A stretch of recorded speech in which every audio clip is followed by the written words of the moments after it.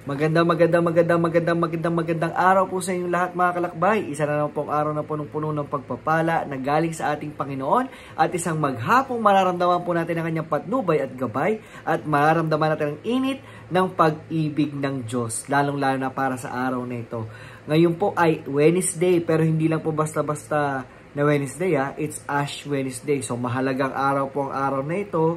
Obligasyon po, day of obligation, so kailangan nyo po magsimba para sa araw na ito, okay? Pero bago po ang lahat, tayo po magkakaroon ng pagninilay. Ako po ang inyong kalakbay, si Kuya RJ, para sa araw na ito, sa ating pagninilay. Gamit po natin ulit ang New Testament Pinoy version, mga kalakbay, Pero kung gusto nyo po mas mapalalim na pag-aralan po ang tungkol sa Biblia, ang suggestion ko po, basahin nyo o gamitin nyo po ang RSVCE, Revised Standard Version Catholic Edition, o kaya po yung NLT na Catholic Edition. Yan, mas maganda pong yan po ang ating gamitin. Napakaganda po ng ating pagninilayan. Siguradong marami po kayong reflection patungkol po sa ating pagbasa para sa araw na ito, sa ating pong mabuting balita. Pero kung meron man, i-comment nyo lang po yan sa ating pong sa comment section. Tapos ako po, isa lang po yung ating gusto ko pong tuunan ng pansin sa ating pagninilayan para sa araw nito. So, handa ka na ba? So, tayo ngayon ay sama-samang manalangin. In the name of the Father, the Son, the Holy Spirit. Amen. Let's pray our novena to God's love. Today, I receive all of God's love for me. Today, I open myself to the unbounded, limitless, overflowing abundance of God's universe. Today, I open myself to God's blessings, healing, and miracles. Today, I open myself to God's word so that I become more like Jesus every day. Today, I proclaim that I'm God's beloved, I'm God's servant, I'm God's powerful champion, and because I am blessed, I am blessing the world. In Jesus' name, Amen. Ating pong mabuting balita ay mula po kay San Mateo, chapter 6, verse 1 to,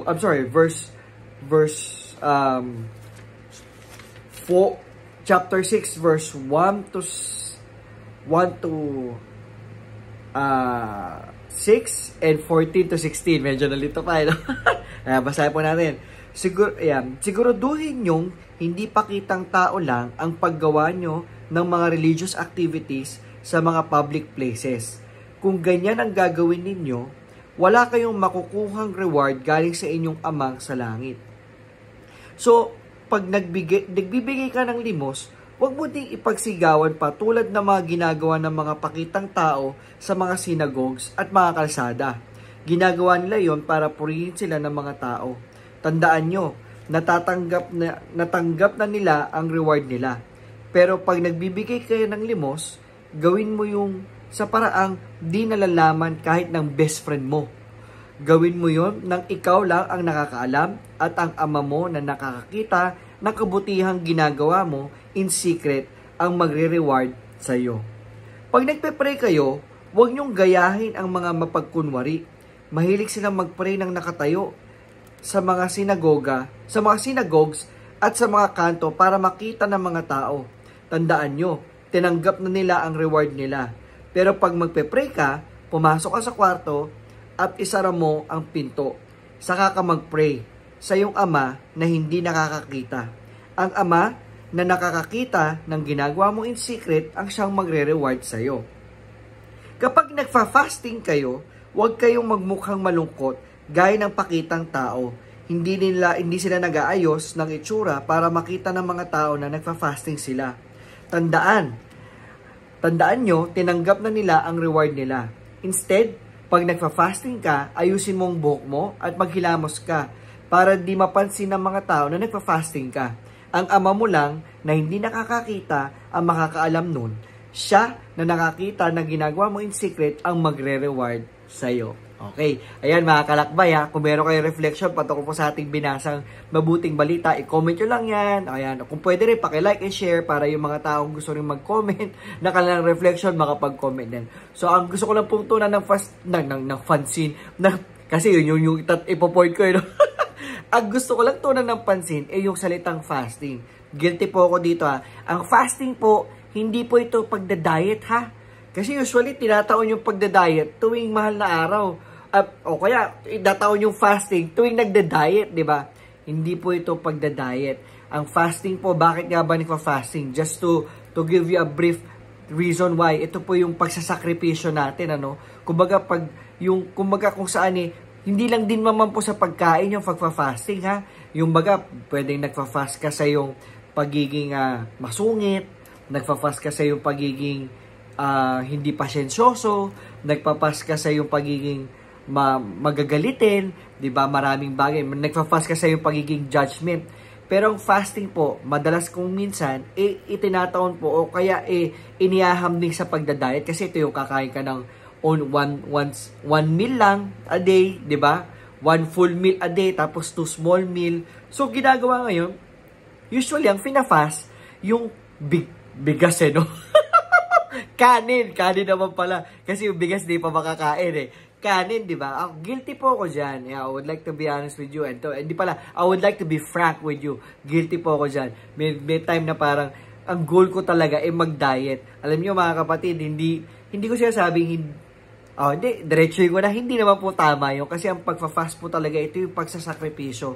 Na kung saan, kumbaga, nag-fast ka, anong gagawin mo kapag nagfa-fast ka? Diba? Doon yung panahon na magpe-pray ka. You need to be in constant communication with the Lord. So, para at least align yung, alam mo yung dahilan kung bakit ka nga ba nagfa-fast. Hindi, I would like to believe, syempre, totoo naman yung kapag nagfa-fast ka, syempre, di ba, hindi ka masyado kumakain, nagbabawas ka na kinakain, o i-connecta ko muna sa pagkain, kasi binanggit ko kanina, hindi lang naman sa pagkain nagfa-fast, pero hayaan nyo, i-connecta ko muna sa pagkain muna. Di ba, hindi ka masyado kumakain. So, syempre, nababawasan naman talaga yung timbang mo. I would like to believe that's not the end goal, pero that's the result.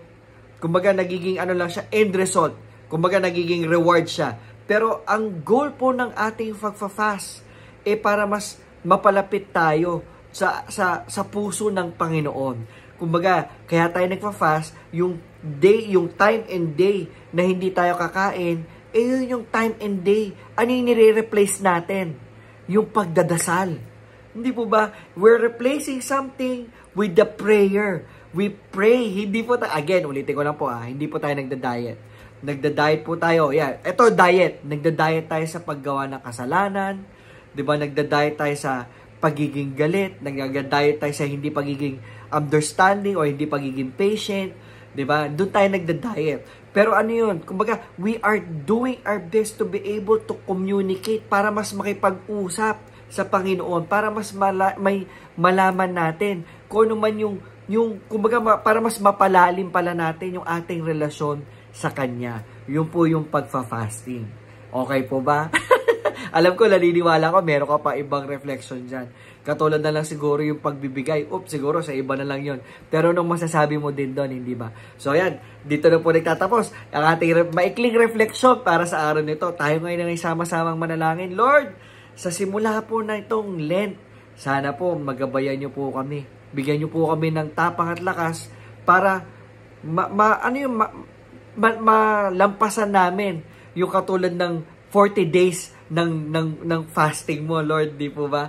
Pero Lord, kung hindi man, alam naman po namin na sa kabila ng aming pagsubok, nandyan ka para bigyan kami ng lakas, bigyan kami ng tapang, bigyan kami ng enerhiya para makayanan namin itong 40 days of fasting namin na magsisimula sa araw na ito. Lord, sana po hindi sa amin magtapos, kundi sa amin magsimula at mahikayat namin din ang ibang tao na makapagsimula din ng kanilang journey of building their relationship with you through fasting and prayer. All this we pray today in Jesus' name as we pray our favorite prayer as well. Lord, I receive every blessing, every miracle, and every healing that you want to give to me today. And because of this, I will become a rich blessing to others. Lord, I surrender my future to you. I place my entire life into your hands. I also surrender my family and friends into your care, knowing that you love them more than I can ever love them. I know and I believe that all of these dreams that you planted in my heart will come true in your time for your glory and honor, praise. I pray all this with a trusting heart. In Jesus' name, amen. In the name of the Father, the Son, and the Holy Spirit, amen. God bless mga kapatid. Yan. Bye!